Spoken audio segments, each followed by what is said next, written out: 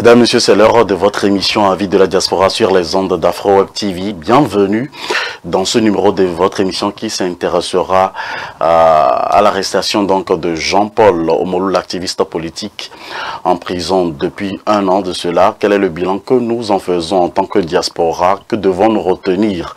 Et quelle est la leçon que nous pouvons tirer, vous et nous qui vivez donc à la diaspora?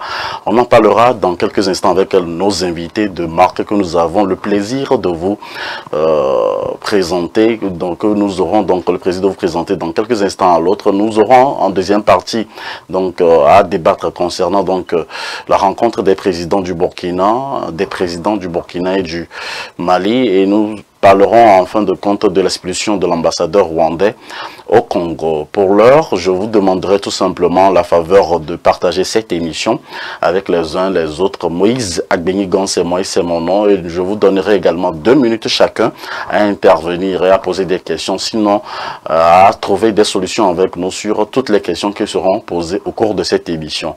Merci infiniment de votre fidélité sans cesse renouvelée à votre chaîne préférée Afro Web TV. Aujourd'hui, pour vous et chez vous, nous recevons deux invités qui ont bien accepté notre invitation pour ce numéro de votre émission Avis de la diaspora. Il s'agit de l'acteur politique que nous recevons par duplex, monsieur Thierry Koueviakoué. Bonjour, comment est-ce que vous allez et comment va le gouvernement de monsieur Dr Agbeome Kodjo? Oui, bonsoir, si je peux dire, ou bonjour, dépendamment de là où vous vous trouvez. Merci de m'avoir invité et merci aussi à ceux qui nous écoutent. Le gouvernement de Dr Agbeome Kodjo se porte très bien et bon, éventuellement, nous faisons ce qui doit être fait avec les moyens que nous avons. Et éventuellement, vous pouvez le savoir que le gouvernement de fait au Togo interdit toute manifestation de la DNK qui constitue encore une fois l'opposition solide au Togo et qui ne va pas à aucune compromission. Donc voilà, sinon on se porte très bien en général et merci d'avoir demandé des nouvelles. Merci. Merci à vous aussi de votre temps que vous nous accorderez au cours de cette émission. Alors, monsieur Léandre Apom, vous êtes défenseur des droits de l'homme et activiste politique. Comment vous allez, comment va la famille? Merci, c'est un plaisir d'être là encore aujourd'hui sur votre antenne Afro Web TV.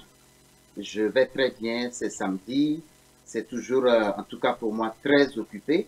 Mais quand il s'agit toujours de parler du Togo, de l'Afrique, je fais l'effort d'être toujours là. Donc, je vais très bien et mon entourage également va très bien. Merci.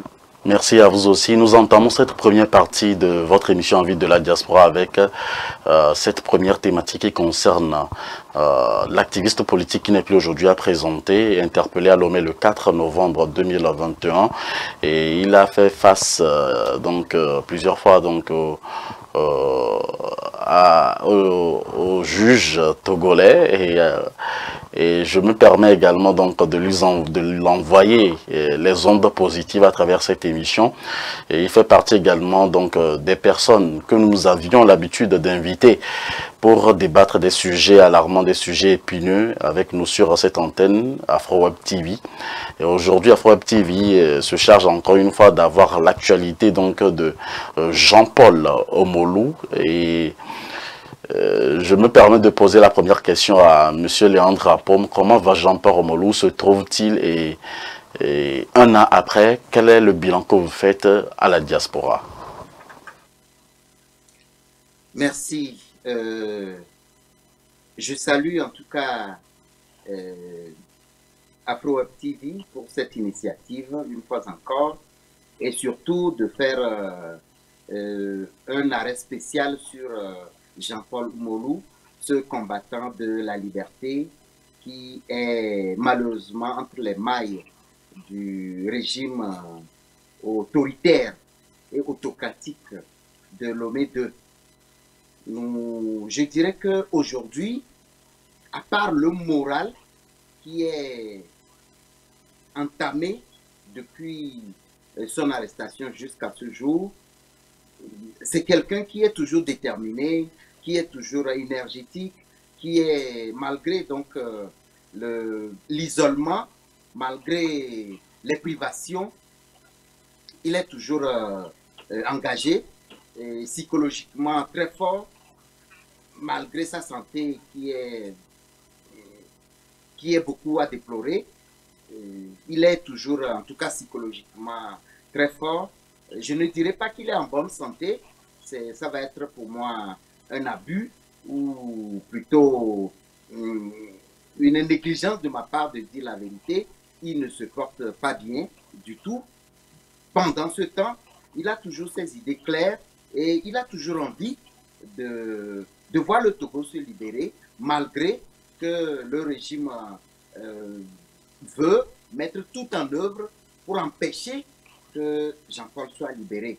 On avait pensé qu'avec la grâce présidentielle, les autres prisonniers politiques, à savoir Jimon Auré, à savoir son demi-frère Pacha et Jean-Paul, et d'autres prisonniers politiques seraient libérés. Mais nous avons compris, en tout cas personnellement, j'ai compris que les prisonniers politiques sont des prisonniers personnels du chef de l'État Faure Gnassingbé d'une part, et d'autre part, c'est pour le chef de l'État, ces prisonniers sont des épouvantails quand ils sont libérés. Donc il a peur de les libérer, il a peur pour sa sécurité, il a peur pour la survie du pouvoir qu'il s'est accaparé depuis 2005. Donc pour eux, pour lui et pour sa clique, ces prisonniers politiques, surtout Jean-Paul Omolou, est un danger pour lui. Voilà pourquoi il ne veut pas le libérer. Mais pour résumer, mentalement, il est toujours très fort, sauf que physiquement et moralement, c'est un peu bas. Merci. Nous parlons de l'activiste politique Jean-Paul Omolou avec nos invités de ce jour, Monsieur Thierry Koya, que vous faites partie du gouvernement de Dr Agbeome Kodjo. Et juste après donc l'arrestation de notre frère qui vivait à la diaspora, Monsieur Jean-Paul Omolou, votre gouvernement a fait pas, ou soit également la dynamique, Monseigneur Kodjo avait fait sortir un communiqué. Où en êtes-vous aujourd'hui? Bon, d'ailleurs, je voulais saluer au passage Léandre Apo, je dis bonsoir ou bonjour, dépendamment de là où vous tombez. Et bon, c'est pour notre confrère Jean-Paul Omolou. D'abord, je voulais dire que tout ce que Léandre a dit, c'est vrai, il est solide. On a essayé de le torturer, comme vous le savez, comment ça se passe et tout. Il n'a pas dit le contraire, il n'a pas changé de position. C'est un monsieur qui est convaincu, engagé de ce qu'il est en train de faire et il n'a jamais changé. Il est à saluer. Jean-Paul, on le respecte beaucoup. C'est un frère qui ne dit pas ceci aujourd'hui et change demain. Alors, donc, il tient toujours à sa position. Et là, vous m'avez posé la question de savoir, okay, la DMK a sorti, le gouvernement a sorti un communiqué. Et où est-ce qu'on en est avec, bon, éventuellement, et le gouvernement fait de tout son possible. Actuellement, la DMK aussi, nous avons essayé, de faire ce que nous pouvons faire au niveau. D'ailleurs, on est en train encore de le faire. Et éventuellement, les dernières nouvelles, nous avons compris en fait que peu importe ce que nous faisons de l'extérieur, ça n'a pas d'effet. Ça peut avoir un effet, mais le cynique, qui est là au pouvoir, pour lui, Jean-Paul Omolou est une trophée. C'est juste un trophée. C'est-à-dire que c'est comme Léon venait de le dire, c'est son prisonnier. Il a fait de Jean-Paul Omolou son prisonnier personnel. Je pense qu'il a lâché ce mot-là. Donc, ce qui complique un tout petit peu les choses. Alors, donc, nous avons essayé de faire tout ce que nous pouvons faire et on a compris que soit il y a une révolution ou il y a des manifestations sur le terrain, sur le terrain au Togo, ce qui est un peu difficile, mais on peut le faire. Si les gens commençaient par faire des tapages et tout, bon, je pense que ça va encore attirer l'attention parce que n'oubliez pas que le gouvernement de fait, ok, au pays, au Togo, ok, ça dit qu'ils utilisent ou ils dépensent, ok, les moyens d'État financiers, ok, pour se redorer leur blason. Ils aiment une bonne image. Mais quand on commence par saluer leur image, à les dénoncer et tout, et là, ils font quelque chose. Je pense que c'est là, et c'est sur ce chemin, sur cette piste-là que nous devons prendre maintenant pour dénoncer l'injustice, ok, qui est faite à Jean-Paul Omolou. Jean-Paul Omolou, tout ce qu'il a dit, c'est si on est en démocratie, comme ils le disent, ok, c'est le droit à la parole, et ça ne devait pas être puni, ok. Et nous avons vu hier, 1 an, jour pour jour, qu'il a été kidnappé, ok. Ils ont sorti une soi-disant grâce présidentielle, et dans cette grâce présidentielle, le nom des principaux, je ne dis pas que ceux on a relâchés sont moindres, mais des principaux opposants et citoyens et n'ont pas été relâchés. Dumoré, Jean-Paul Omolou en tête, et son demi-frère aussi est là. Donc ça c'est du pur cynisme, vous voyez, c'est du pur cynisme de ce gouvernement et qui ne veut reculer devant rien, mais qui oublie que chaque chose qui commence ou qui a commencé, ok, prend fin. Donc bon, voilà ce que je peux dire. On essaie quand même de continuer. Ça ne veut pas dire que on va laisser tomber. Non, on va pas le laisser tomber. On va toujours continuer par les dénoncer à l'extérieur. Et si c'est possible, on va commencer quelque chose à l'intérieur sur l'étendue du territoire national et pour salir leur image, pour dénoncer, pour montrer le vrai visage, ok, de ce régime-là, que certains ne savent pas et qui appellent le Togo et pays ou bien Lomé, pays de ville de paix, gouvernement de paix, qui massacre, ok, qui brime le droit de ses propres citoyens. Donc voilà ce que j'ai à dire à ce propos. Merci. Reste à savoir si la technique va marcher avec la DMK, puisque jusque-là, on connaît Dr Agbeome Kodjo comme l'une des personnes qui avait travaillé avec le pouvoir en place. Et pourquoi est-ce qu'il n'arrive pas à discuter pour qu'on puisse libérer notre frère Jean-Paul Omolou? Je veux revenir, Monsieur Thierry voulait rebondir sur la question. Pourquoi est-ce que vous ne discutez pas pour le moment jusque-là avec le pouvoir en place et pour libérer Jean-Paul Omolou? Oui, mais le problème c'est que vous savez, pour le docteur Agbeome Kodjo lui-même, actuellement, il n'est pas sur le territoire. Il est en exil, ok. Et même le vieux Monseigneur Podro, et 93 ans et plus, il est à l'extérieur. Vous voyez encore une fois le cynisme dont je parlais au début de ce gouvernement-là, qui ne recule devant rien pour garder le pouvoir. Donc, quand on parle de négocier... Par contre, il avait dit, je ne vous coupe pas, mais par contre, le gouvernement avait dit qu'ils n'ont rien contre Monseigneur Podro et donc Dr Agbeome Kodjo. Mais est-ce que vous y croyez? Vous savez ce qui s'était passé avant que le Dr Agbeome Kodjo et Monseigneur Podjo ont quitté le pays.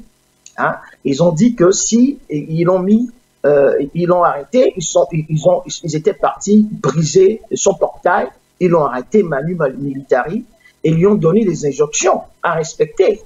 Et s'il doit parler, il ne doit plus réclamer la victoire du 22 février 2020. Donc, éventuellement, il y avait eu des nouvelles qui étaient venues comme quoi ils voulaient l'assassiner, l'éliminer. Et c'était d'ailleurs pour ça que Madjuba a été assassiné, parce qu'apparemment, c'était lui qu'on avait demandé de faire le sale boulot. Et il a refusé, donc il a été égorgé. Hein, vous avez vu ça. Donc, éventuellement, avec ces nouvelles-là, et les nouvelles qui sont parvenues aussi à notre Monseigneur Podro, ils ont pris la peau d'escampette, parce qu'ils doivent quitter. Ça dit que, à quoi ça sert d'être un héros si on meurt et on ne finit pas la lutte? Vous comprenez? Donc, éventuellement, pour continuer cette lutte-là, ok, parce qu'ils savent que en les assassinant ou en les éliminant, ok, bon, éventuellement, le gros du problème est éliminé. Donc, éventuellement, en tant que sages, ils ont quitté le Togo. Ils sont en exil aujourd'hui. Donc, pour ce qui est de, est-ce que le président Guillaume Kodjo, qui faisait partie, il était premier ministre du RPT, il était le président de l'Assemblée nationale, mais vous voyez ce qui lui a été arrivé lui-même. Hein, quand il a parlé en désonance avec le régime en place, il était en exil, il est revenu, il a été mis en prison lui-même, et vous avez vu. Et ce qui s'était passé après le 22 février 2020 aussi. Donc, nous essayons de toucher tous les canaux à le régime, et c'est notre gouvernement essaie de toucher tous les canaux, ok, possibles, ok, légal, tout ce qui est contact et tout. Mais voilà la détermination de ce régime-là à être cynique. Voilà ce que nous vivons. Donc, ils ont décidé par tous les moyens de garder Jean-Paul Omolou, okay, comme prisonnier politique. Oui, nous savons que Jean-Paul Omolou n'est pas le seul. Vous avez parlé également de d'autres prisonniers politiques, mais pour l'heure, vu que c'est lui qui on invitait ici à AfroWeb TV, Monsieur Léandre Apom, pourquoi est-ce que Monsieur Jean-Paul Omolou n'a pas pu bénéficier donc de la grâce présidentielle comme tous les autres prisonniers précités? C'est une question à laquelle je ne crois pas pouvoir avoir la réponse, parce que c'est grâce présidentielle, c'est resté à la discrétion du chef de l'État. C'est le chef de l'État seul qui désigne ceux qu'il doit libérer. Et donc, s'il le fait, en choisissant d'autres personnes, en fait, grâce présidentielle, ce n'est pas que pour des prisonniers politiques, mais c'est pour les prisonniers en général. Donc, si Ford choisit de libérer des gens qui, par exemple, des prisonniers de droit commun et laisser des prisonniers politiques, c'est certainement pour des raisons politiques également qu'il le fait. Parce que s'il le fait à ce moment-là, certainement qu'il est en train de préparer les élections à venir. Et donc, il a ses raisons. Je ne peux pas... Quel serait l'avantage, par exemple, pour le chef de l'État, Foressa Zimna Singbe, donc de garder Jean-Paul Omolou?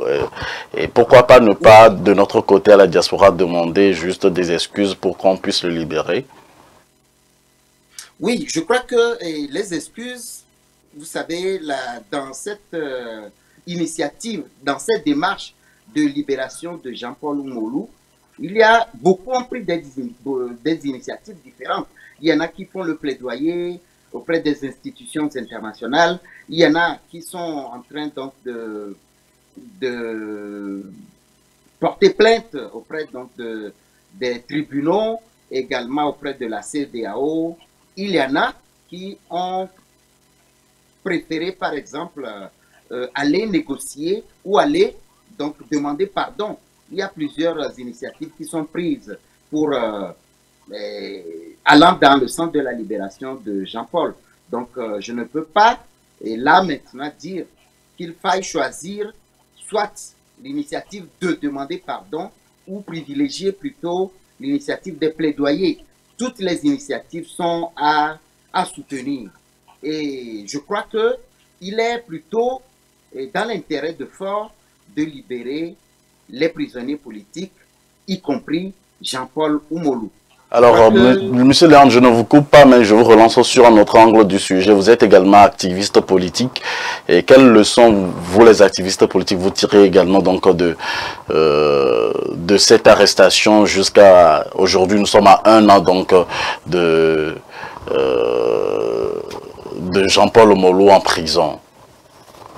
Oui, leçon à tirer, c'est que moi en tout cas, en tant que personne engagée politiquement pour la libération de mon pays, je regagne plutôt de force parce que ces arrestations ne me feront pas taire.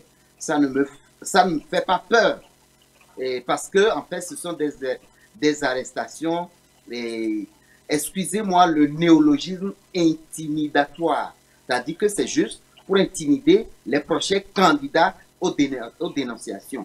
Donc, au contraire, ça me renforce, ça me donne le courage de continuer. Je me dis alors que si on arrête les gens, c'est parce que nous sommes sur le bon chemin.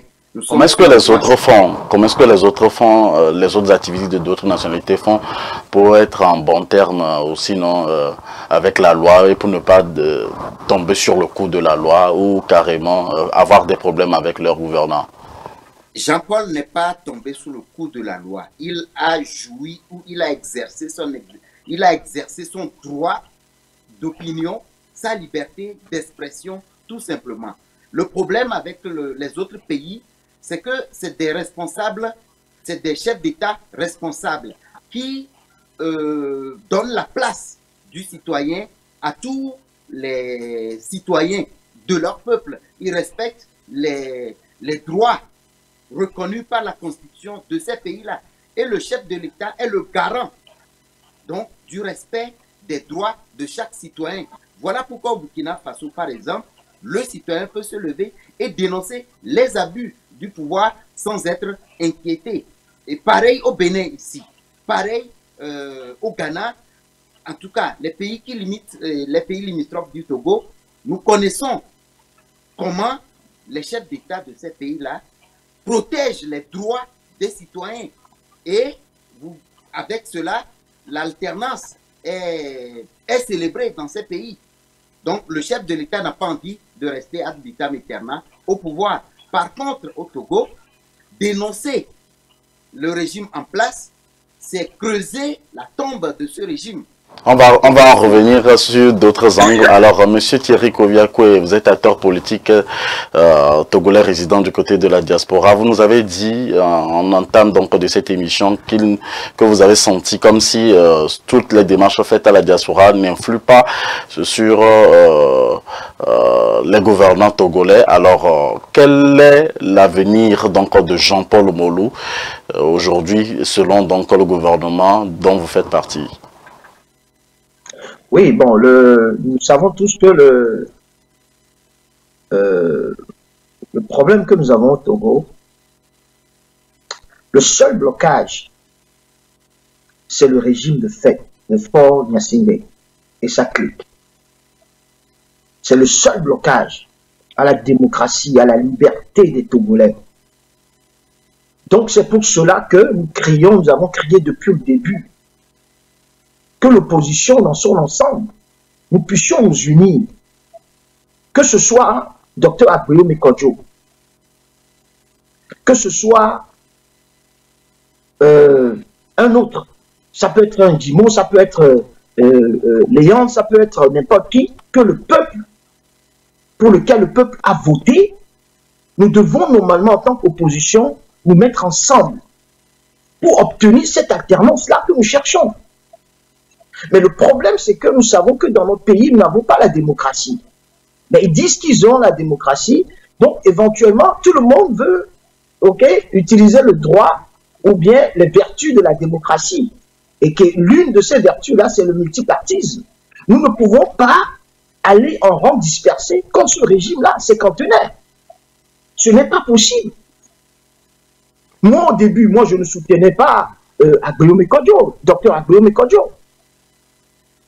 Je n'étais pas, mais une fois que le peuple, dans sa majorité, a décidé, avec l'apport de Monseigneur Podjo, de le choisir comme candidat unique de l'opposition, moi j'ai trouvé que c'était une idée en or, c'était une opportunité en or pour les Togolais de renverser la vapeur. Mais malheureusement, ce qui s'est passé, on a voulu aller contre ce régime cinquantenaire en rang dispersé.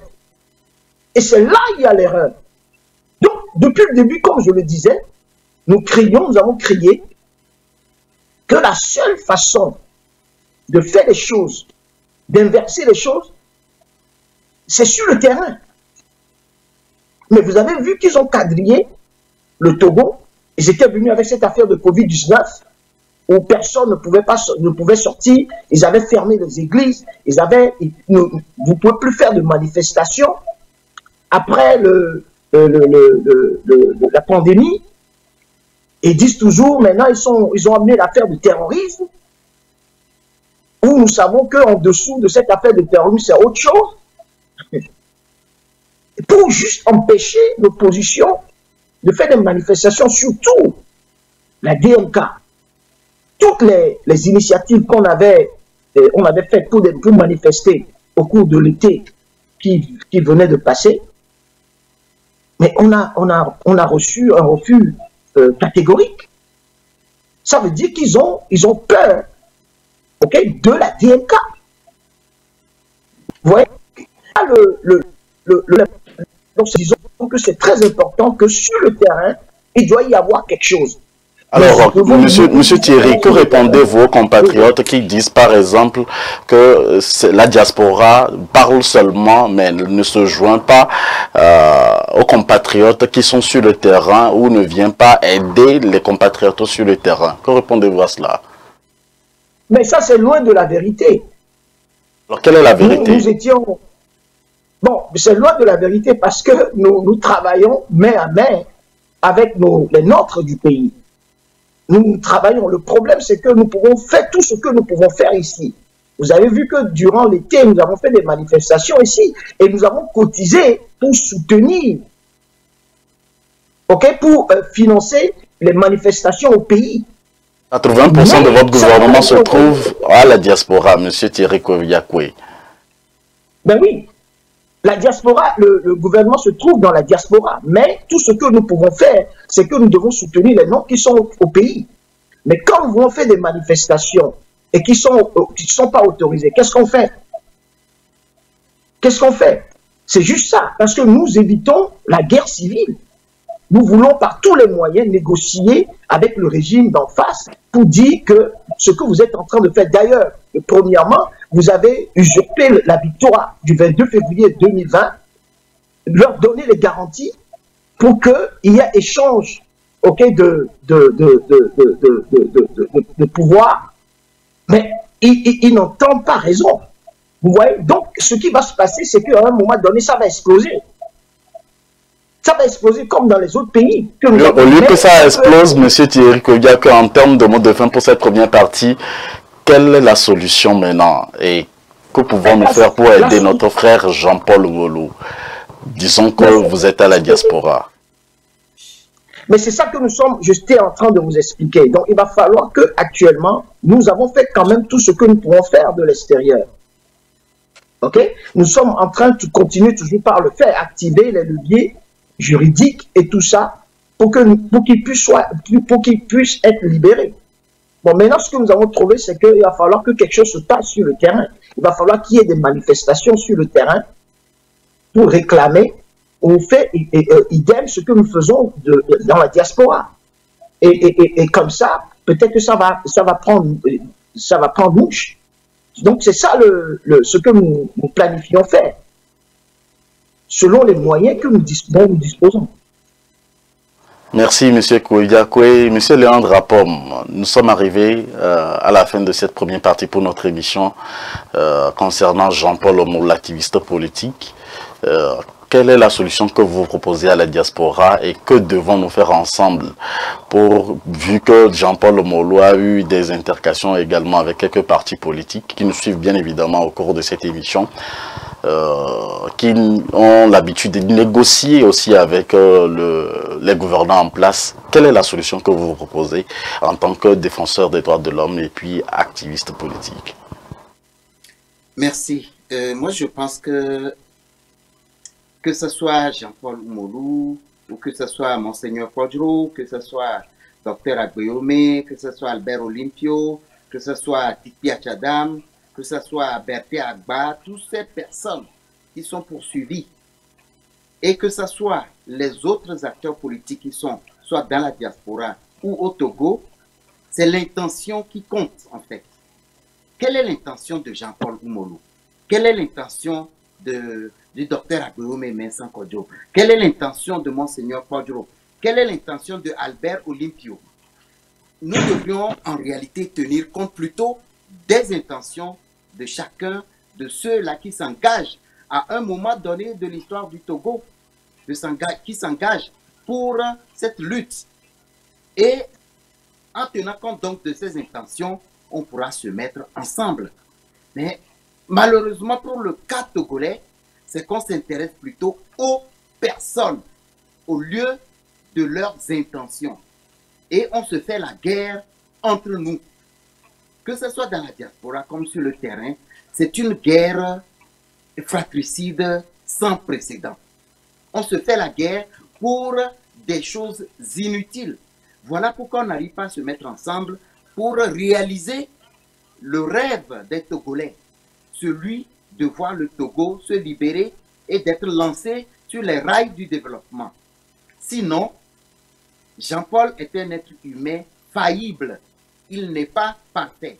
De même que Monseigneur Quadro, de même que le docteur Agbolome Vincent Quadro, de même que Tipi Achadam, de même que Jean-Pierre Fabre, de même que Dimon Auré, de même que Apévon, Maître Apévon, de même que Nicodème Radia. Voilà, toutes ces personnes ont une seule et même intention, voir le Togo se libérer. Pourquoi est-il si difficile pour nous de nous mettre ensemble autour de cette même intention? C'est ça le problème. Alors, si j'ai une solution, je n'en ai pas. Je n'ai pas une solution magique. Je n'ai que des suggestions. C'est de dépasser nos personnes, nos petites personnes, et de prendre le Togo comme notre seule et unique intention. Une fois que nous réussissons à faire ce cheminement, nous allons pouvoir réussir à libérer Jean-Paul Molou et partant, libérer tous les autres prisonniers politiques. Parce que nous sommes profondément divisés sur les terrains au Togo et dans la diaspora pour des trucs inutiles. Voilà pourquoi il est toujours difficile de réaliser nos objectifs. Si la diaspora peut se mettre ensemble, si les Togolais, en tout cas les leaders politiques au Togo, peuvent se mettre ensemble, nous allons faire trembler le régime. Et si nous demandons que Dimon Auré soit libéré, que Jean-Paul Molou soit libéré, et que tous les autres prisonniers politiques soient libérés, ils le feront en moins d'une minute. Mais parce que nous sommes divisés, affaiblis, alors le régime règne en maître. Nous allons vous donner encore une minute chacun à adresser un message à Jean-Paul Molou, mais pour l'heure, nous avons un téléspectateur en ligne. Téléspectateur, bonjour. Vous êtes sur AfroWeb TV. Et bonjour, monsieur Moïse Agbeninga. Je salue aussi vos invités. Moi, j'ai une question, oui, c'est une question pour vos deux invités. Allez-y donc. Oui. Je voulais intervenir sur le sujet de Monseigneur Kodjo. On parle de Jean-Paul Molou. Mais allez-y. Oui, quand même, c'est aussi l'un des ministres du gouvernement Agberoume a évoqué son cas. Parce que je sais que pour monsieur Omolou, ça revient au gouvernement et à la DMK de lutter pour lui, de trouver les voies et moyens pour le faire sortir de là. Mais pour Monseigneur Kodjo, dont les gens ont cité comme exilé politique, je voulais leur demander, puisque le ministre Gilbert Bawara, que nous connaissons très bien, nous sortait la dernière fois, et il a parlé du cas de Monseigneur Kodjo. Pourquoi les gens de la DMK ne se sont pas saisis de cette occasion pour aller vers le ministre et faire revenir Monseigneur Kodjo? Parce que pour moi, je vois mal comment Fort peut chercher à tuer Monseigneur Kodjo, puisqu'il a battu campagne, il a fait tout à l'eau, mais il était là. À chaque fois, on l'épargne, lorsqu'on bastonnait les manifestants, on épargne Monseigneur Kodjo. Moi, je vois mal. Et pourquoi, lorsque le monsieur était le ministre a fait la sortie la dernière fois, pourquoi les membres de la DMK ne se sont pas saisis de cette occasion pour parler avec le ministre? Moi, j'ai l'impression que ils attendent une invitation spéciale du gouvernement pour entamer une négociation avec le gouvernement. Ils se prennent pour une avoir une position de force alors que la réalité n'est pas comme ça. Pourquoi ne se sont-ils pas saisis de cette occasion pour parler, discuter au moins du cas de Monseigneur? C'est un vieux, il doit rentrer. Merci. Merci à vous. Voilà donc la question de l'un de nos téléspectateurs. Je pense qu'on va encore recevoir un autre très rapidement. Oui, allô?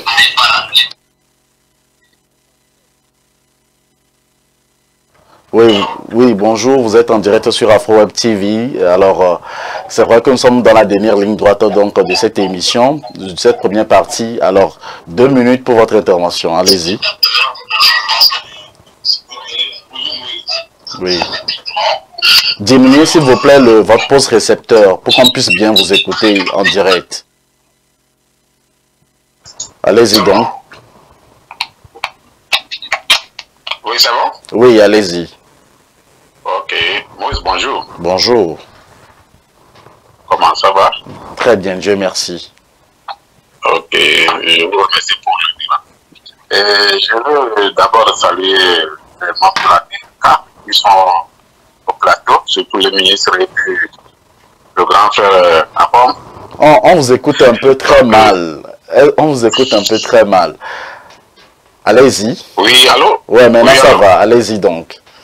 Oui, je veux remercier les ministres qui sont au plateau, M. Thierry et puis Léon Lapon qui est activiste et le combattant de notre lutte. D'abord, je voudrais répondre à ce monsieur qui est venu que il ne voit pas intérêt que Fort puisse tuer. Oui, allô? Oui. Allez-y, on vous suit. Oui. Oui, je dis que je veux répondre aux compatriotes qui viennent de quitter que M. Ford ne peut pas tuer Monseigneur Podro. Qu'il a fait campagne, il lui a rien dit. Juste pour lui demander, est-ce que M. Agboyé, quand il n'a pas fait campagne, on lui a fait quelque chose? Non. Mais au fait, à la fin de campagne, il est persécuté, il a pu. De la même manière, Monseigneur Podro était cadré par les armées togolaises. C'est ce qu'il a, il a oublié de ça là. Et après tout, donc ça qui est en danger. Même moi, je me rappelle très bien que à la veille ou bien le lendemain de la proclamation du résultat, et comment l'activiste, je ne sais pas, Gogolego avec ses bataillons milices, là, ils sont allés chez Monseigneur Podro à la maison pour le bastonner. Ils ont entouré la maison de Monseigneur Podro le lendemain du résultat. Gogolego avec ses milices armées. Donc sa vie est en danger. Il ne peut pas dire que Monseigneur Podro n'est pas menacé par le régime. Mais ici, que du côté du régime, il a qu'à aller voir ses patrons pour revoir le cas. Donc, je reviens pour le cas de Jean-Paul Omolo. Ouais, nous sommes plus là pour trouver des solutions, non pour mettre encore le couteau dans la plaie. Allez-y, il vous reste juste une minute. Oui, c'est pour Jean-Paul Omolo, c'est triste pour moi que quelqu'un qui a parlé sur un réseau social, et puis on l'arrête. Un réseau social, tu parles en Suisse et au Tarek. Donc, moi qui suis au Canada, ici, là, si je parle, on va m'arrêter. On va m'arrêter à Lomé, là, sur un réseau social. C'est triste, quoi. Hein? Merci pour votre intervention. Nous envoyons toutes les ondes. Ouais, allez-y. Oui, c'est triste. Donc, c'est pour dire que Jean-Paul Omolo, il sera libéré. Quelle que soit la situation, quel que soit l'entêtement du régime, il sera libéré tôt ou tard. Il ne va pas mourir en prison. Nous, on le soutient. Même si on demande aujourd'hui de cotiser pour sa libération, je suis prêt encore pour cotiser. Donc, je salue sa famille et ses enfants qui sont en Suisse et sa femme. Merci. Merci à vous de nous avoir rappelé. Alors, fin donc de cette première partie, nous n'allons plus recevoir de téléspectateurs par rapport à cette première thématique de ce jour. Monsieur Thierry Kouviakoué, je vous donne 1 minute pour un message à Jean-Paul Omolo et sinon donc au gouverneur togolais.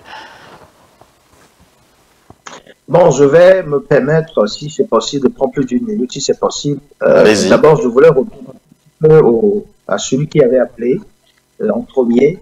Monseigneur Paul Yossali était en danger. Quand il avait quitté pour aller au Ghana, vous avez, je ne sais pas si vous vous rappelez, que la bonne dame qui leur faisait à manger a été approchée par le régime du Togo pour empoisonner notre Monseigneur Kodjo. Et éventuellement, il y avait eu atteinte à sa vie.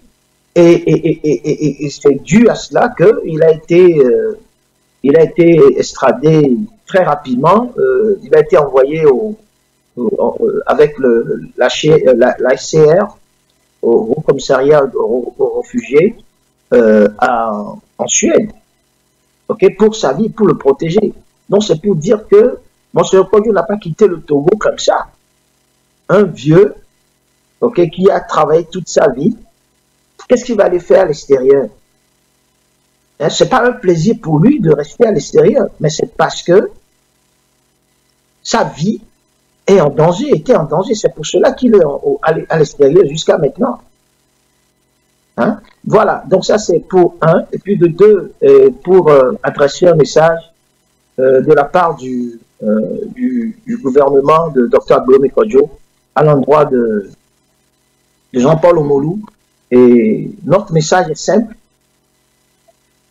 Nous te saluons, nous t'encourageons, nous prions que Dieu te fortifie dans ton engagement. Ta lutte est juste. C'est pour la liberté. C'est pour libérer ce peuple togolais qui est opprimé depuis les indépendances, après le coup d'État, le premier coup d'État au premier chef d'État démocratiquement élu.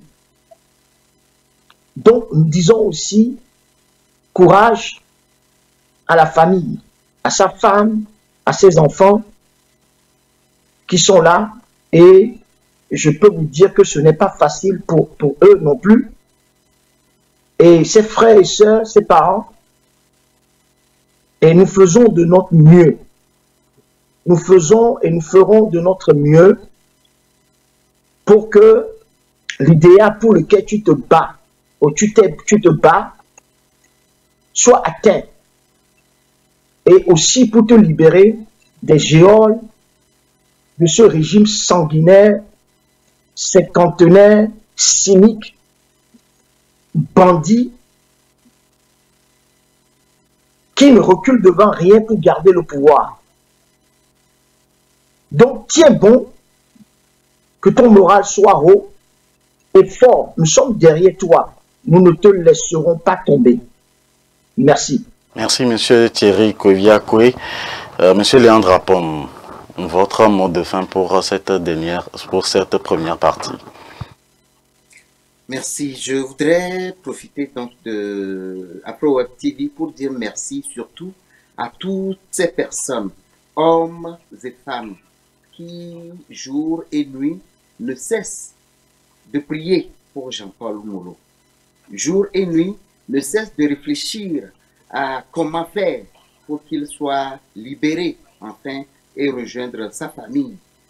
Je dis merci à toutes ces personnes qui se sont engagés, malgré que Jean-Paul soit arrêté, qui continuent eux-mêmes de faire le combat et qui ne se sont pas laissés intimider par cette arrestation et que j'ai appelée arrestation intimidatoire. C'est un néologisme, vous me le permettez. Et donc, je les encourage encore à continuer la lutte, à ne pas baisser les bras. Libérer un pays d'une dictature aussi féroce que celle d'Enyasimbe, c'est avoir une force de gladiateur. Et vous tous qui faites cette lutte, vous êtes donc des gladiateurs, vous êtes des élus, vous avez été choisis pour le faire. Voilà pourquoi vous n'avez pas peur de ces intimidations, de ces menaces. Et vous continuez de le faire. Soyez en remerciés. Et que nos aïeux qui se sont battus pour que le Togo soit une nation prospère, prie pour vous. Nos aïeux, les mânes de nos ancêtres, vont être sur chacun de tous ces Togolais-là qui combattent cette dictature centenaire. Et je voudrais dire également merci à tous les acteurs amis du Togo qui également se sont engagés, non pas seulement pour la libération de Jean-Paul Omolou, sinon on serait trop égoïste, mais c'est également pour la libération de tous les autres prisonniers politiques qui souffrent et croupissent sous la dictature d'Agnès Nibé. Et je voudrais lancer un appel pressant donc à tous les Togolais, de la diaspora surtout, à nous mettre ensemble. Parce que, comme les sages l'ont dit, c'est l'union qui fait la force. Et c'est la détermination qui, au bout donc, de cet effort, apporte la victoire. Soyons donc toujours déterminés, engagés, mobilisés et motivés autour de la question de la libération de Jean-Paul Oumolou, de Djimon Oré et de tous les autres prisonniers politiques. Je vous dis merci. Merci à vous aussi. Pour décrypter donc, pour décrisper l'atmosphère à la diaspora, nous demandons toutes les excuses à la justice togolaise, au gouvernement togolais. Veillez donc libérer notre frère Jean-Paul Oumolou qui fait partie donc de l'un de nos panélistes ici sur notre antenne. On aimerait donc le revoir sur les antennes d'Afro-Web TV. Pour celui qui posait la question de savoir ce que je proposais, c'est en fait le message donc d'Afro-Web TV. Merci à vous d'être scotché surtout sur Afro-Web TV. On fait la pause de 30 secondes et on revient juste après. Voulez-vous sponsoriser l'une de nos émissions sur Afro-Web TV ou contribuer à l'évolution de